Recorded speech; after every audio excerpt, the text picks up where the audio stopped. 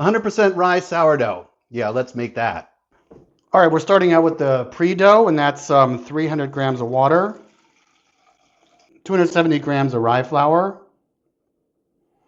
and 60 grams of starter. And I'm just going to very coarsely mix this together with the spoon. Do want to make sure that you get the starter spread out evenly in here. And this will sit out on the counter for 24 hours covered, and then we'll do some more tomorrow. The pre-dough was out on the counter for 24 hours. It rose really nicely, and that goes into the bowl.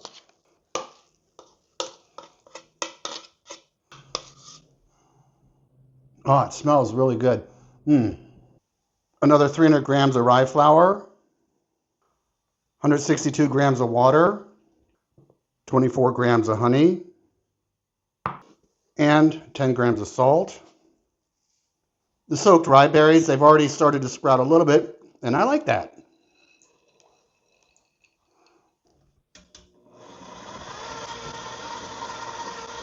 And now that that's mixed together, I'm going to put it into a container and let it sit out on the counter for about 2 hours, and then it goes, well, you know me, it goes in the fridge for 3 days. All right, let's get this dough out of the container here. It's right out of the fridge. Oh man, I love the smell of that rye dough. So I want to see how much I have here.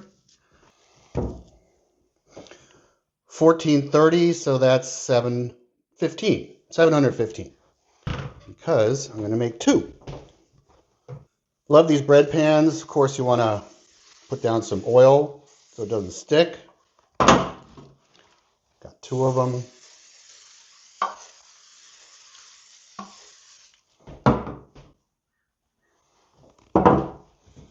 Put in the dough. And squish it out to the sides. All right, it's sort of chilly this morning, so I'm going to put these on a warming pad and let them sit out for about 2 hours. Oh boy, well this rose really nicely. I'm going to spray it with some water. One of them gets some flax seed. The other one some pumpkin seed. Press them down a little bit so that they stick. And this goes into a 400-degree oven for about 30 minutes. Then I'm going to put the probe in and wait till it's 200 degrees on the inside, which might take another 5 to 10 minutes. So altogether 40 minutes. Let's give this a try. It is so delicious. The rye just makes this bread just pop. It is just so good.